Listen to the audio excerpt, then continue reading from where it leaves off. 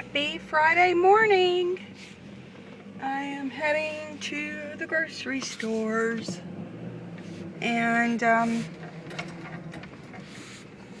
it's 9 o'clock. I wanted to be there at 9, but I was slow moving this morning. Those poor people. As you know, we've had a lot of flooding and a lot of our areas has not dried up. I would put this visor down, but then I wouldn't be able to see you. And so there's been a tractor that's gotten stuck at least twice across the road from our house. And he's over there again. Let's see what happens today. I think I'll go the back roads. I'm going to Aldi and I'm going to Walmart.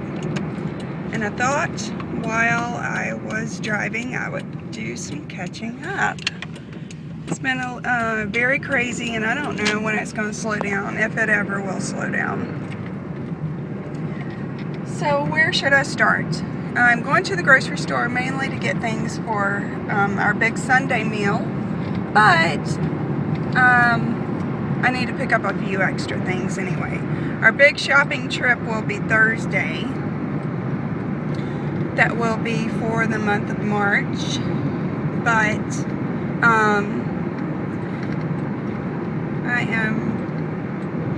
after that, I'm not sure how things are going to work out. It will be a by faith thing as far as our groceries, because James found out yesterday, starting this coming week, he's going to be going to 4 days a week. And normally this doesn't happen until April. And normally they start on 5 days a week, like in October, but it was the end of November this past year, so the season was cut short as far as having 5 days a week. Now he does have other work that he can do. His day off will be on Mondays, and he chooses that day because there's preacher fellowships that you can go to on Mondays, one Monday a month, and so hopefully we can hit some of those.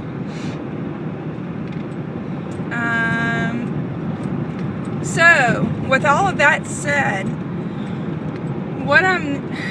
I do the I do the budget in our family, and I pay the bills and everything. And I am the way I figured it out is with him working 4 days a week, it pays for all of our bills except for groceries. So what I'm going to have to do is any extra work that he does whenever he does work on Mondays, that's going to be our grocery money. And that is living off faith, by faith. But I'm not worried about it because in years past I always would worry about it. And God has always shown us through every time. So there's no need in worrying about it. Fortunately, I have in the budget for this coming check when James gets paid on Thursday between $300 and $350. And so I hope to spend that wisely and buy things that we'll need. And then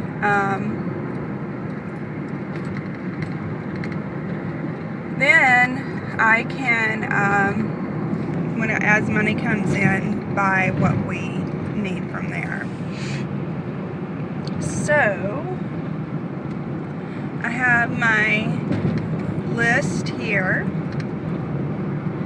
and I'm needing to go rather quickly because whenever I get back, Brittany has to go work. She's been working at the Ted Cruz headquarters, and so she will be going to go do that, to make calls and run errands as they need it, as they need that done. Because tomorrow in South Carolina is our big voting day, so pray fervently.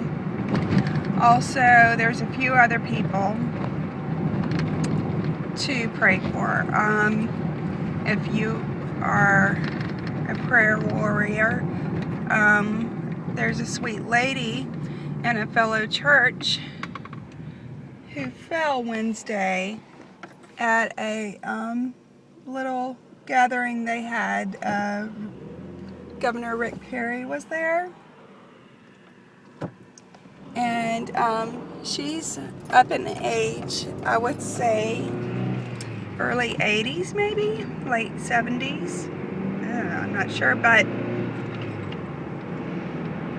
she is.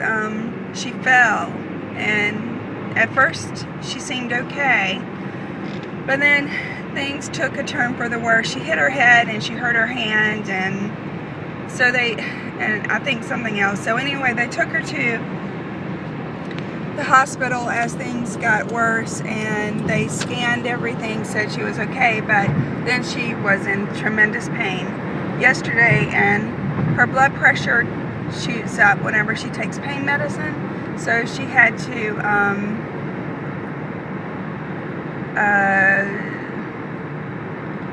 it doesn't shoot up, it drops. Her blood pressure drops when she takes pain meds. So anyway, she's in the hospital, and they say that now her face is so swollen and bruised, you can't really recognize her.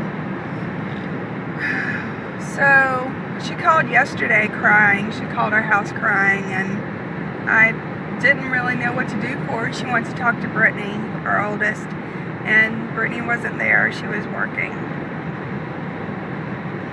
Also, a friend of ours, well, actually, it's a long story. There's a man who's in the hospital too. He's at the end of his life, and we used to go to the same church with them many years ago.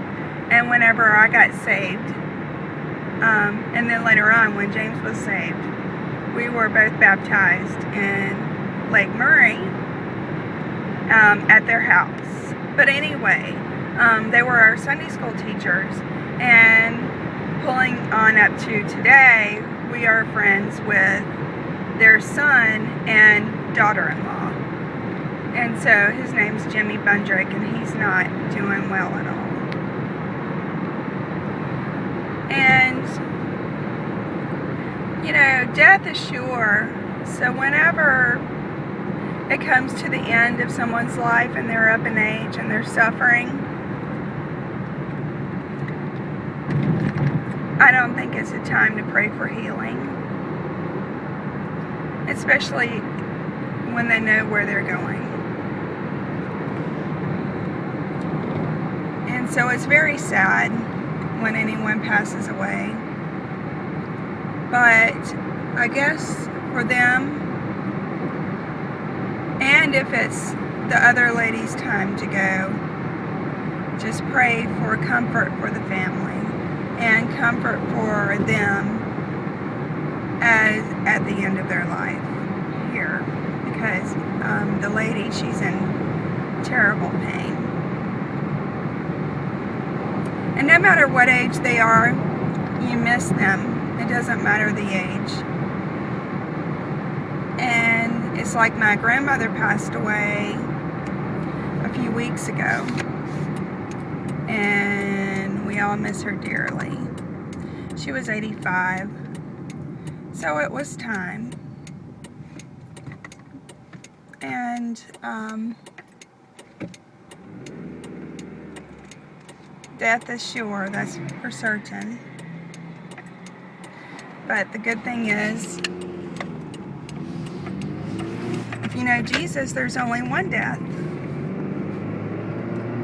But if you don't know the Lord, there's two. So, we have a lot to pray for. There's a lot of sickness going on around us and in the church and whatnot, and people are getting up in age.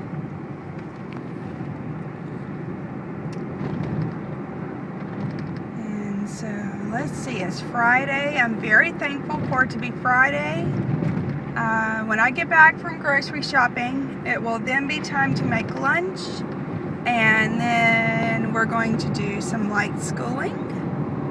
And because Monday was a holiday, we did school anyway on Monday, so I don't feel bad making today a light day. And then I have housework to do as always. I am trying to keep the laundry room picked up. Here, let me stop this and I'll start it again.